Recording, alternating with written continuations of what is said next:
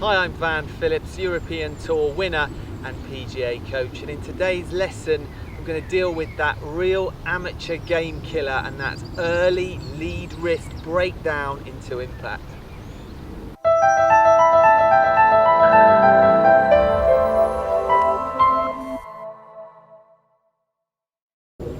Okay then, early lead wrist breakdown, what do I mean by that exactly? Well, what we see happening a lot with amateur golfers on a slow motion from a face-on view like this is, as we're coming into impact here, we start to see this lead wrist buckling quite early, the club head almost getting ahead of the hands into the ball, and this causes a number of problems. One is it presents too much loft to the golf ball, so we get weak high shots that land a lot shorter than they could do.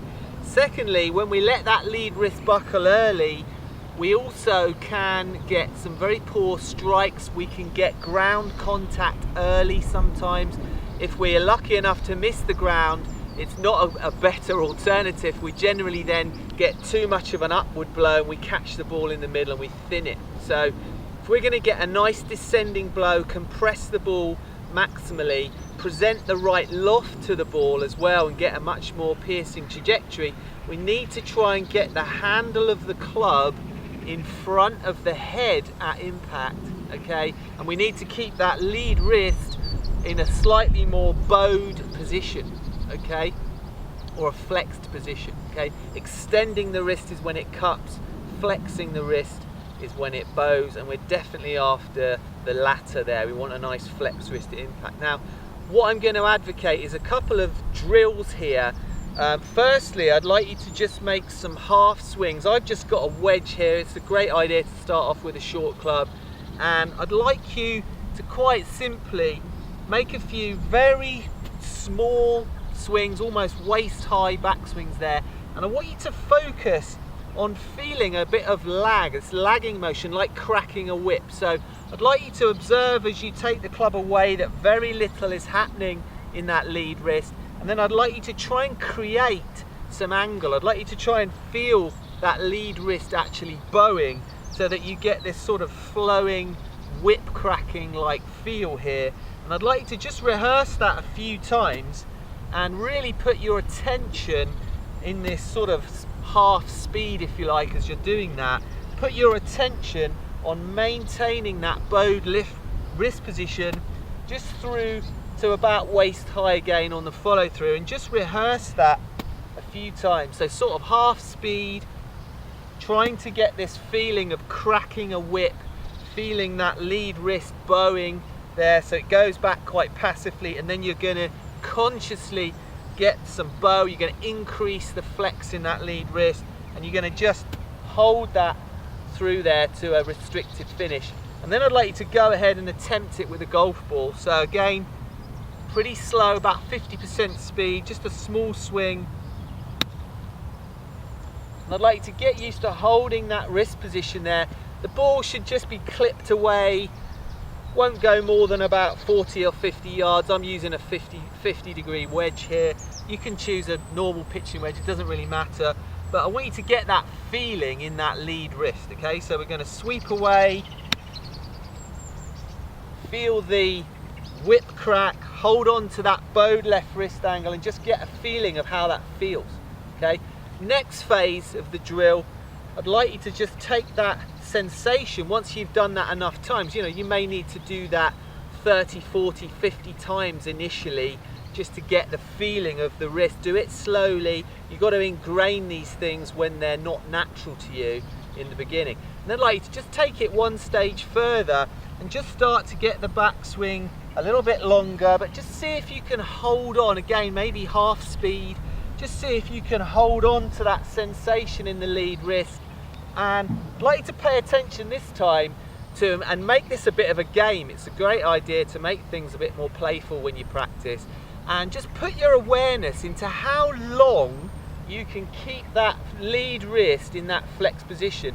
See if you can get it all the way up to shoulder height before you feel that you relax and you let the wrist cock. So have a game with yourself as to how many shots you can hit and how far you can get in that follow through before you feel any extending or cupping of that wrist. How high can you get in the follow through? A great exponent of this is Ben Hogan.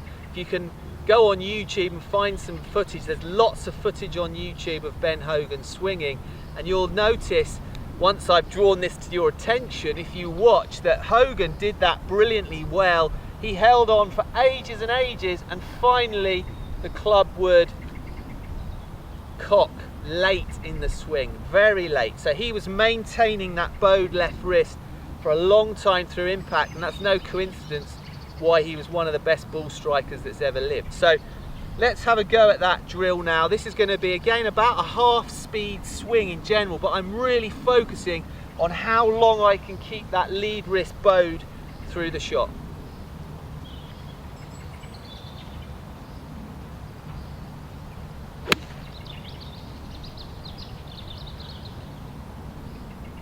Really felt a strong compression there, even though I was swinging quite slowly.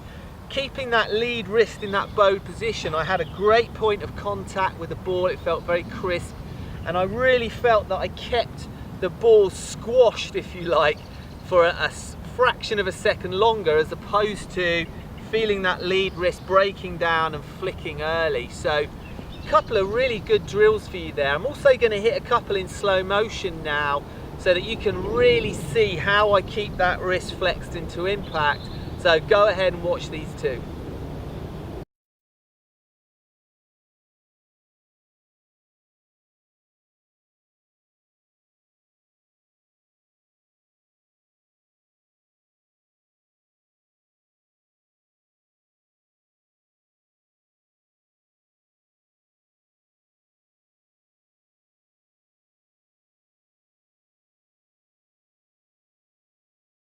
Okay, so hopefully you could see there in those slow motion swings, especially the fuller swing, the second swing there, just how long the shaft of the club and my right arm remained in a straight line.